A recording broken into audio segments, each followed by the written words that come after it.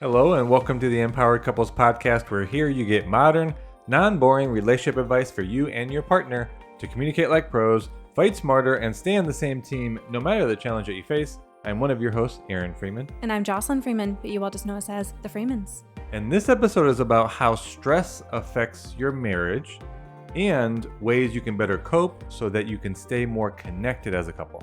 Because we want to be connected even when we encounter stressful events, which is going to happen in life.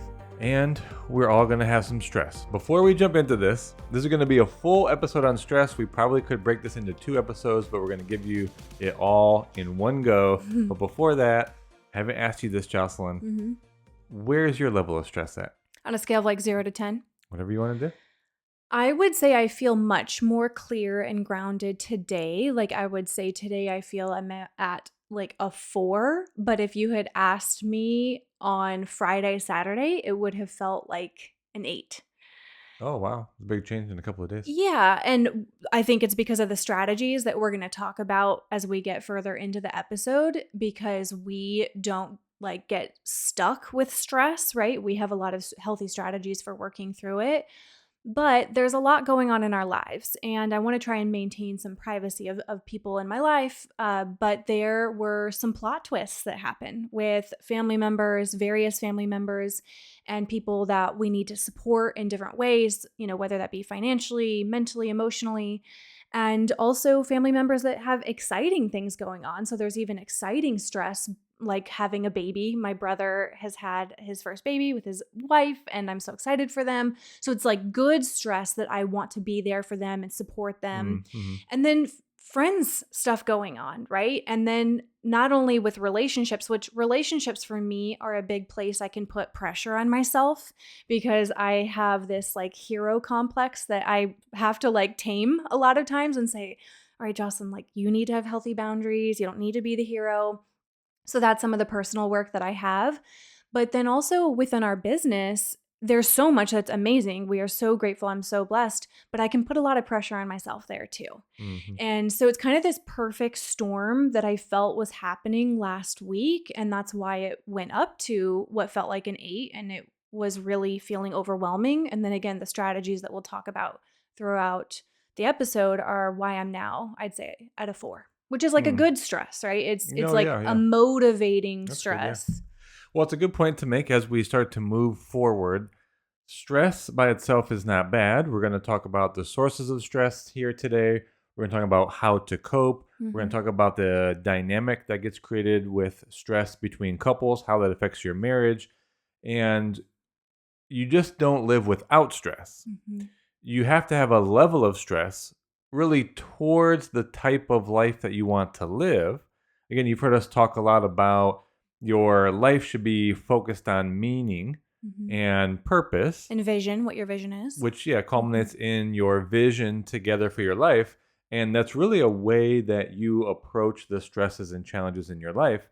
You don't really want to approach life from the goal of happiness, because when things happen, like all these stressors that we all are going to face, then you're not really equipped to cope with it. And as we're going to go into here in a moment, it is going to affect your marriage together. So you probably are thinking, well, Aaron, you're not answering the same question about your level of stress. And quickly, I just want to say, I realize that I probably have increased my baseline level of stress. And more of what you'll hear today is stress is, there's 3 different sources, but it's also those bigger events, which we're going to talk about, are external. And then there are more daily hassles, as a lot of studies put it. And it does show that the culmination and the compounding of the daily stress is actually a bigger impact on your health and your marriage than what we think are these bigger, less frequent external things. So all that being said, I think for the past 3 years, various things, also on what you had mentioned, I think I've moved my baseline from maybe like a 3 to, I don't know, it feels like almost a 5 or a 6. Every day, now. you're saying? Yeah, it kind of is every day. There are some things I just, the way I'm built as a personality, I often am thinking about what could go wrong and what can I do today to try to prevent those things from happening. And you like things pretty perfect. Like you do have some perfectionistic tendencies, right? Yeah. So I don't want to spend too much time there. Just want to mention, I'd say, the baseline because, Mhm. as you, the listener, stress is such a common term nowadays. Mhm. And it's just important to start to see how this really affects your marriage specifically. So we know that everyone has stress.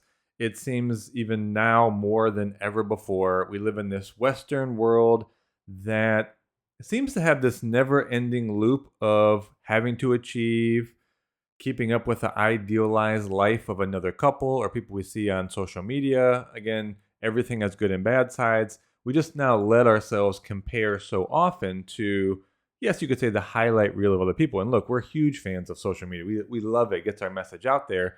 But we've never been in a place where we could see so many only positive things about other people's lives. And so that does create stress and Comparison. comparison for all Mhm. of us. And then we know intellectually, right, that cardiovascular disease is the leading cause of death, and not just in the Western world, it's actually across the globe. And a major component of that is the life stress that we often put on ourselves. And then this is where we start to get into the episode really. You have that as an individual, as a partner, and it usually compounds this stress through how you handle things like conflicts, disagreements, differences in perception. And I want to introduce two terms here. Whatever experience you're having from the stress, there are two things: emotional spillover and emotional crossover, that I want you to understand and take through the rest of this episode. So, spillover is where a stress, and we're going to go into the sources too, but a stress that's happening right now, you allow that effect, Mhm. that attitude, and the behaviors to go from one segment of your day, which would be like, for a lot of people, work, and then Mhm. you let it spill over into your home life. Mhm. But you could even break that down further into Yeah. different segments, even of your work, Yeah. like being in a meeting to having to go do field work or something like that, or a sales call, right? So spillover is that stress spills over to the other segments. Now, crossover brings us into the relationship side. Crossover is that you transfer that same attitude and behaviors, but onto your partner. Yeah. And we're not saying with those two terms that you're doing this intentionally and you're like this bad person, right? This is what happens when we're not paying attention or we're not being intentional. And that's why we're going to give you a lot of strategies and things to focus on today, because that can happen to any of us, right? If we aren't being conscientious, that spillover and that crossover. Yeah, so take those terms as we move forward. And now you realize, as you start to look at your own life, really think about how stress does play a role in your physical well being, your psychological and emotional effect on you. Then you have the stress between you as a couple. Now, here's where we really start to dive in today.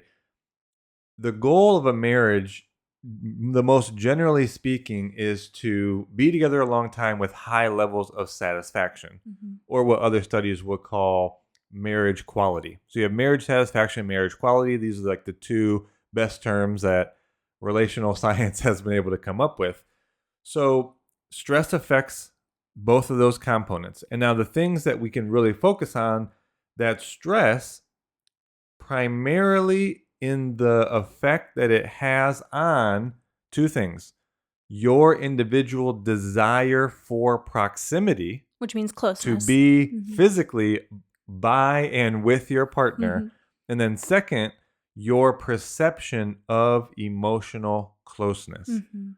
So there's been a great study that we've been really diving into this past week, hence why we're doing this episode, that stress absolutely affects your desire to be in physical proximity and your perception of your emotional closeness with your partner. Mhm. Period. And when those decline, your marriage satisfaction goes down. Yeah. So that is the golden thread here today. That is exactly how stress affects your marriage. And that's why we wanted to loop in connection and closeness, because stress doesn't just affect you two individually, but it does affect whether you would say you're close and connected. And that can vary per partner too, right? Like one partner might say, No, I still feel we're close and connected because I see you every day, right? And that, so it's more so Mm. like I visually see you. And then the other person's like, well, I don't feel close and connected because yes, you're here, I'm here, but we aren't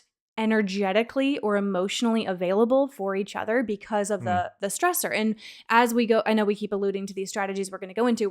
We're peeling back the layers for you.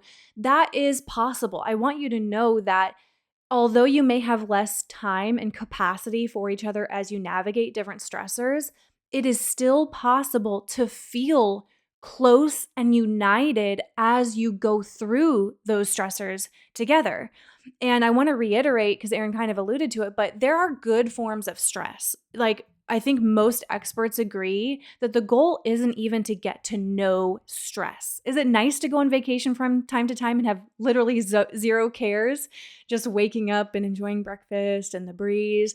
Sure, Which is but even probably infrequent for some people, like if you're taking your kids on vacation. exactly. And so that may not be possible throughout life. In fact, we need a healthy dose of stress to motivate us, to compel us to act. It means we care, right? In a sense, like if you were not affected by anything going on with your family, with yourself, with any, in a sense, it'd be like you actually don't care, which is not the goal. So, healthy stress is possible. Now, there are 3 different sources of stress. So, there can be self related, relational, and external. So, some examples for self related stress would be professional, right? Just something going on in your career or the strive that you have, or maybe you have a crappy boss, or it's a really stressful job, or maybe it's seasonal.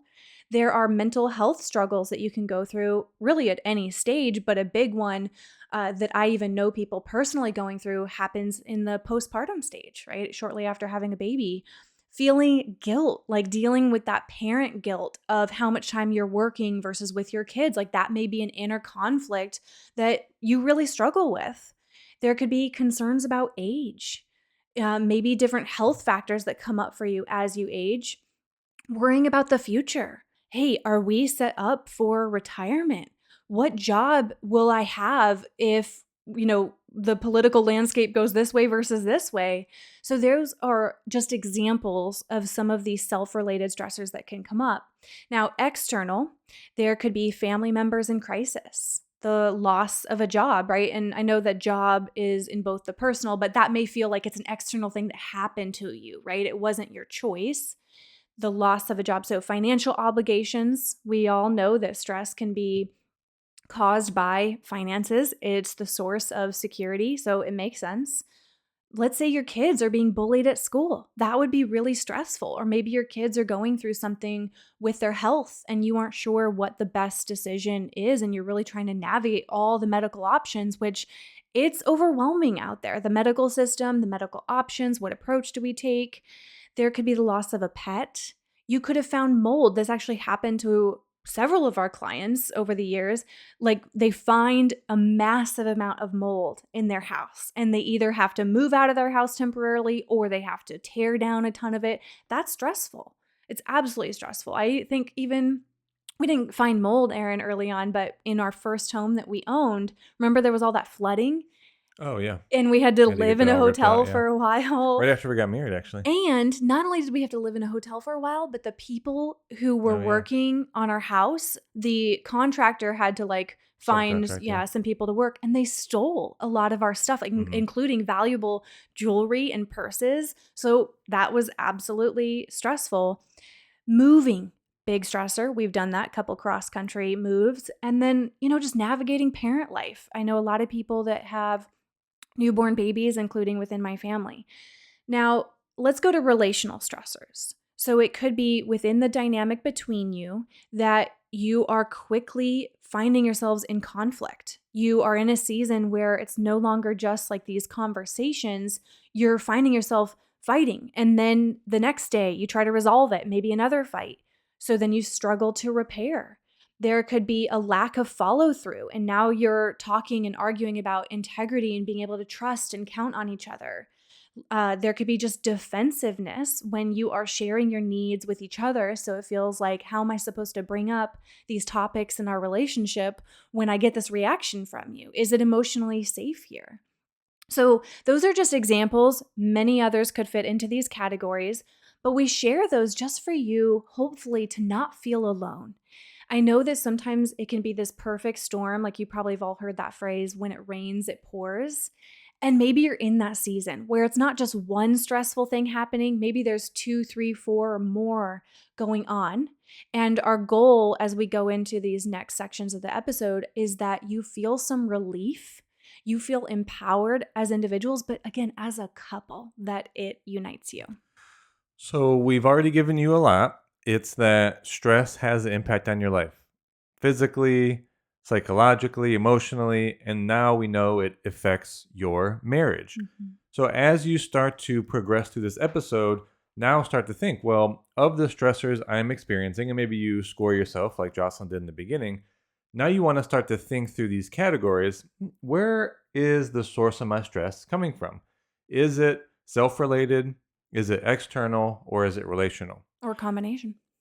Well, yeah, likely a combination. Mhm. So now, if you can categorize those out, now we want you to think, well, how am I coping with it? Like, what am I actually doing? And for a lot of people, it's easy to either externalize or internalize it. Externalizing it really in a more unconscious, unhealthy way is being snappy, being harsh with your partner, being somewhat controlling, maybe of even your kids, let alone your spouse, trying to really control the situation. The way that you're trying to cope is to bring everything together to feel that you have a sense of control, Mhm. but that might become off as actually controlling to your family members.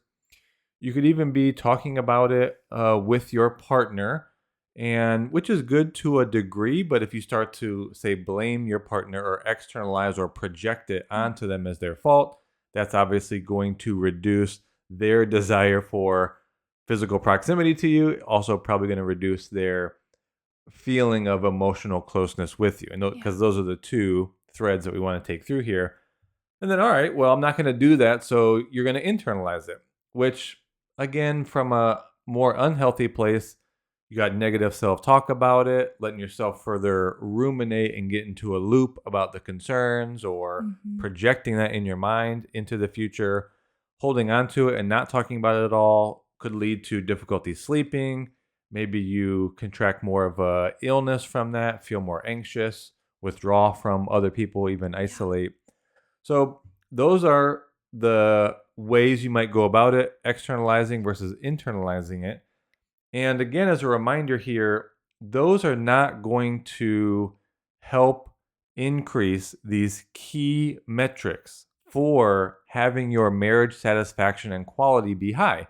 Because if you're doing any one of those things, from internalizing, externalizing, you're going to push your partner away in a sense, meaning you're reducing their desire for physical proximity, and Mhm. then the emotional closeness, depending on how you're, this is in the coping strategy, how you're disclosing this Yeah. properly, it may lead your partner to not feeling very close with you. Even conflict occurring too, right? It's like you get into these loops of conflict rather than actually dealing with the root of the issue. hmm Now we're going to move into coping strategies, how to self-regulate, or the term is also regulatory control. But before we move into that, I do want to just make a note that personality traits do account for some differences on how any person experiences and or copes with stress. For just as a quick example to add on to that, and I'll have you mention more about personality, but you and I can be experiencing the same thing, which we are, right? Like there are many of the Mm, circumstances I was alluding to, you're also experiencing those, but the way we feel in them, like how much it's affecting us, I might say an 8 and you're like, "Oh, I don't know, today it's a 4 for me," for example, or a 5. So personality, as you're going to talk about, really plays a role into that, but then also how well each person copes. mhm. So the first point about the personality trait differences is kind of linked to what I mentioned, that stress is more impactful on the daily hassles, and we'll go into this new term, your daily appraisal of the stress, than it really is on the big external stresses that we all face at some point. Now, I reiterate that because on the first trait is one of the 5 big personality traits is neuroticism. Mm-hmm. And I say that slower because I did not say narcissism. Or neurotic. Mm-hmm. This is neuroticism. It is the trait that has the propensity for you to feel more negative emotions. So the higher your neuroticism score, the more likely you are to feel negative emotion towards these stressors. Yeah. So that means someone that is higher on trait neuroticism is going to feel even more affected on the daily stress. So our daily stress is already a bigger factor than the large external stresses. And if you're higher on trait neuroticism, you're going to be dwelling and looping in that even more. You're going to feel more negative emotion towards that than a partner that would be lower on trait neuroticism. Mm-hmm. And so we talked to a few days ago, though there's a lot of steps to take to get more on the same page as a couple. Once your skills are all hitting on all cylinders, and we're going to talk more about those briefly, but you do have to get to the point where eventually, when you're doing all the things that you've requested of your partner and you're following through, you have integrity. I had to give a little brief insight there. You do have to accept that there are personality differences. Mm-hmm. That's my main point. And some people are going to feel more negative emotion towards stress, and we can't judge that. Yeah. Now, the last point about personality differences is attachment. So, where secure attached partners, they will seek to increase their physical proximity with a partner during stress, even if it's relational sourced. Where if you have a partner that is in one of the 3 insecure attachment styles, they will likely, especially avoidant, but will decrease the desire for physical proximity and then also likely that perception of emotional closeness. Yeah. So takeaways here, personality differences, accepting the trait neuroticism, and then ideally you are always moving towards a secure attachment for both of you. Yeah. And knowing that in an insecure season, that's going to decrease, again, this desire to be close, both emotionally and physical proximity. So let's move into then the coping strategies, because if what we have laid out so far is that you don't want to be resorting to either externalizing it or even internalizing it to an unhealthy degree, right? And it's more like a spectrum of where you can fall. So we don't want to be doing that. We don't want it to create disconnection and lower our marital satisfaction from a lot of those patterns that we outlined, how it can affect your communication, your closeness, your conflict. So we need to have coping strategies as individuals and as a couple. And we, when stressors come up, we will ask both partners, how do you cope? Right? How do you process and handle the emotion and the stressors that are coming up? And what we hear so often is either I don't really, or I try to just move on to the next thing, like just get through my to-do list, kind of keep trucking along, or I exercise, or I tune out watching TV or on my phone, or, frankly, some people even will say, actually, it's having a couple drinks at night or resorting to other substances. Now, we aren't saying that you can never do those things. It's not about those are all in the bad category. But what does matter is what you do most consistently and that they don't become crutches, that they don't fall within the category of being avoidance coping. You probably have heard the phrase, what you resist persists. And that is such an important phrase to remember, because if you're only resorting to those avoidance mechanisms most consistently, then it will just keep persisting.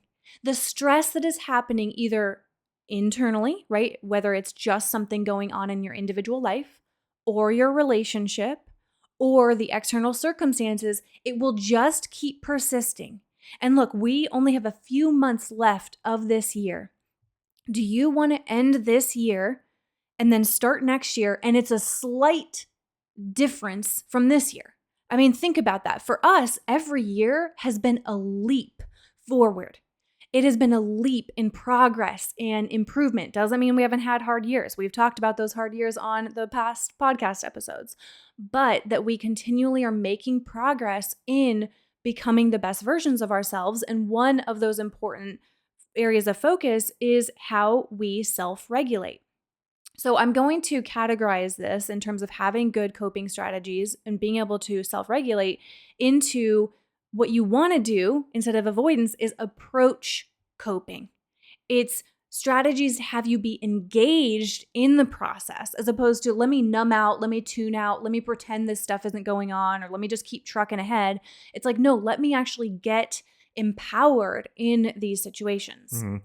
And before you jump forward, because yes, the approach coping, engaging with it in these two other ways I know you're going to mention, that's the main way to focus. Avoidant isn't good mostly, but just so that we're completely accurate, avoidance coping can work for things that are not very significant and are very short term. Mm-hmm. So I just want to put that out there. Again, stresses fall on different levels of significance. You can have small things or what's even called benign things. So there is the appraisal and the assessment of a stressor. And if you can appropriately categorize that for yourself, if it's something small and doesn't happen very often, and or it's just very like one short-term, stressful day, like one hard day at work. then- Tune out, watch then TV. avoidant coping is something. Well, I'm not saying what the activity is. I'm not saying watch TV. I'm saying there are avoidant coping methods that do work for short-term, less significant things. Yeah, for sure. If we just have like a one-off randomly stressful day from whatever's going on, you better bet a funny show or movie is going to relieve it. But you're exactly right. It's about whatever is persistent or consistent. So going back to the approach coping. So there is problem focused and then there's emotion focused. I know that we've introduced a lot of terms and categories in this episode, so you may want to re-listen and even write down some notes. But under problem focused, it's really about seeking practical solutions.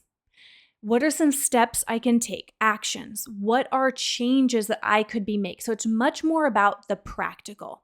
For example, let's say you live in a neighborhood that just brings a ton of stress to you. It's not good for you. Your kids can't play outside.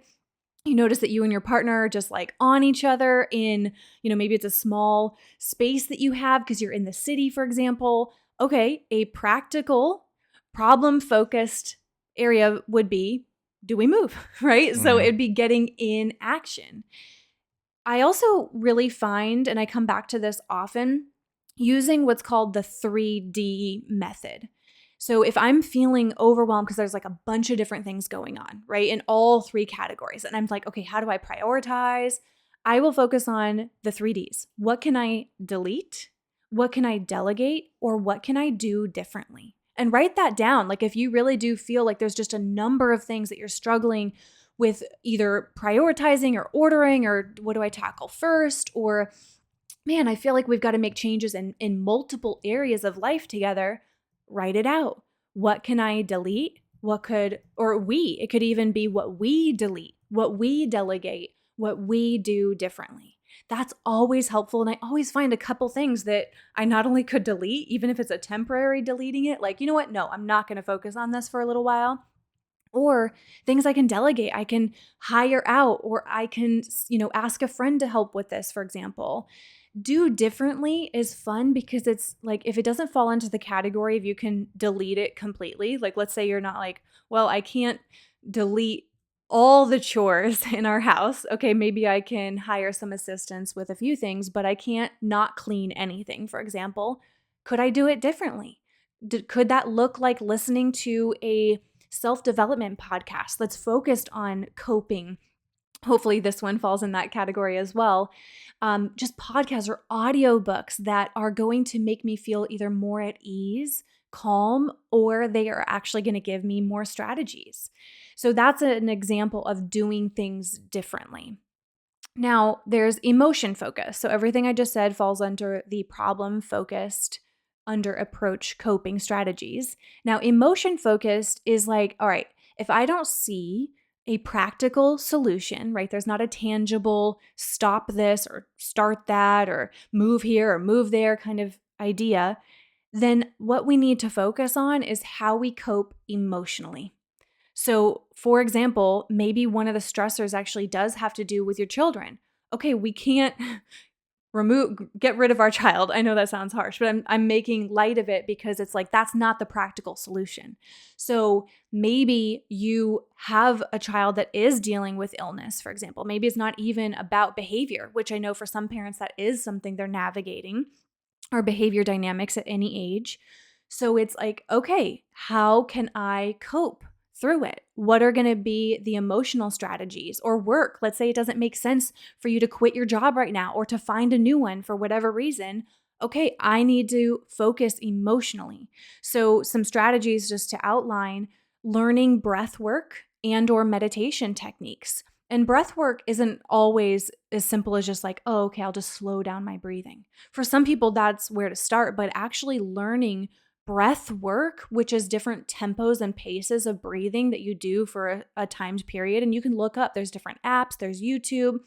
We have friends who teach breath work, meditation as well. So those are great ways to just become more connected to your nervous system, because that's a lot of where this is starting. Yes, it's in the mind. Yes, it's in the actions that we take, but it's also in whether our nervous system controls us or we control our nervous system.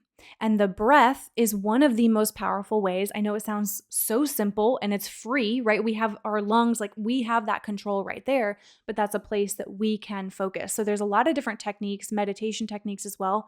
Maybe it's working with a coach or a therapist to actually help you navigate these things, talk through them. But make sure you find someone that challenges you, who doesn't just ask open-ended questions. Like, you want a coach or a therapist that actually is going to challenge you to level up and do something about it, right? You could also, within the emotion focus category, be vulnerable with your partner. And that's what happened this weekend that really helped actually kind of relieve some of that stress and help me process it and get more into resourceful action. Is we sat on the couch after our daughter was going to bed, and I cried. And I cried hard because some of the stuff that's going on, again, trying to maintain privacy, is related to some of my trauma growing up. And it felt so good to just be vulnerable with you. And I could have been like trucking ahead, right? I could have just been like, I'm fine. We can do this, this, and this, and been more logical. But it felt so good to just be vulnerable with you. So sometimes that is what you need to do. And maybe you haven't even taken an opportunity to open up your hearts to each other and talk about how it's affecting you. Yeah, and the term is actually called emotional disclosure, and that can actually happen through writing and or verbalizing, like you're mentioning. And so it also starts to help you reframe or reappraise, which I want to go into the situation. And that's another way to have an emotion focused strategy. So, as you can start to see, as you have these stressors, you really want to focus on the approach coping, and you really want to start to see, well, should I be having a combination of problem focused and or emotion focused ways to deal with this stress? Now, when you see this, now you start to see the big difference between men and women as partners. Because even as we said that, I bet you're starting to think, oh, my partner probably focuses, if you're talking about Jocelyn, will probably say, oh, Erin focuses mostly on problem focused. And then, I don't know, I would say you're a good combination of problem focused and emotion focused. And so you, number one, have to know what's best for you right now. And then you also have to know, how do I best support my partner? What are we doing as a couple? Yeah. And you can't get mad or further, or you can, but It's not gonna work. The hard part about this, what's going to lead to, again, the decrease of the desire for physical proximity and your emotional closeness, is likely a difference in this problem to emotion focused strategies that you're each taking. Now, of course, if you're not taking any strategies to deal with the stress, that's going to cause even more problems in conflict and your harsh tone and how you're talking to one another. But it just leads me to this segment where I want to start to outline how some of these differences really create these dynamics between you and your partner. So there are differences that you have to account for with men and women. I think mostly women are going to be more on the emotion focused, where men Mhm. are going to default more to problem focused. And then in either case, you have to start to go a little bit more inward. So my invitation to men is to not just steam forward. It's not always about being problem focused. It really needs to be a combination of both. So when we think about stress, it really is that there's a perception as a threat Mm. over something being a challenge. So I really want you to take that away, especially for men. When something kind of turns into stress, it's that this is threatening something. It's threatening your future. It's threatening your livelihood. It's threatening your family. Rather than, oh, I see this situation as a challenge to overcome. So the threat is what it turns it into, the stress that you feel. And this is called cognitive appraisal. So when something happens to you, you sort of assess this in terms of its significance, in terms of, is it a threat? Is it a challenge?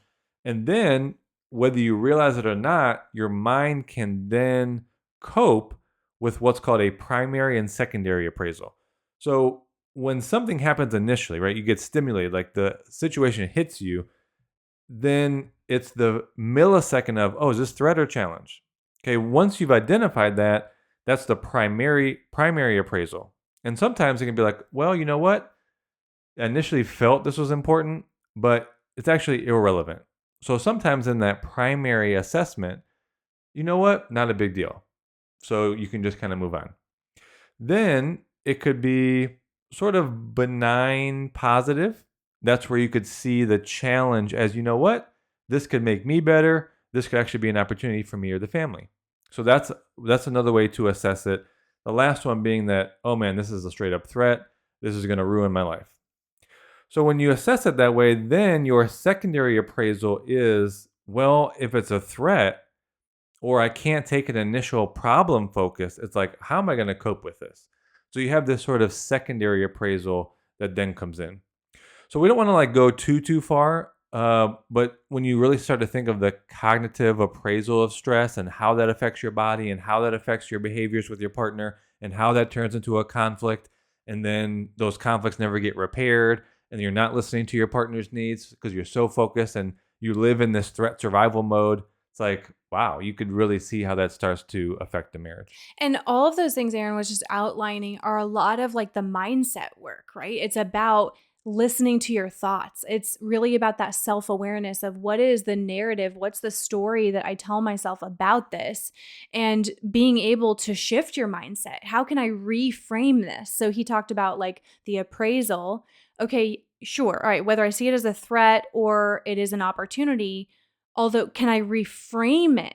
Okay, so we are dealing with something, let's say with our child or with our finances or between us and our marriage, and it's stressful.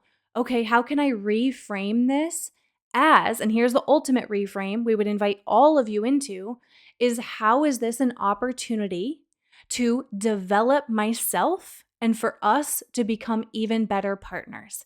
Because it is about the development of your character and the lessons that we learn as we encounter these things. Look, we said this even last time. The goal isn't to live in a bubble and be without stress. Of course, we want to minimize chronic stress and these perpetual stressors that are greater than our capacity, but we're going to face it and it's going to blindside us. There are going to be plot twists that you would have never anticipated. One happened for us last week.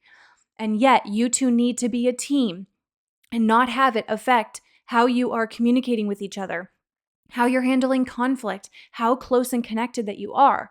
And that's where we can really come in, right? So we hope we gave you as many strategies to be able to work as individuals and together at being able to navigate the stress.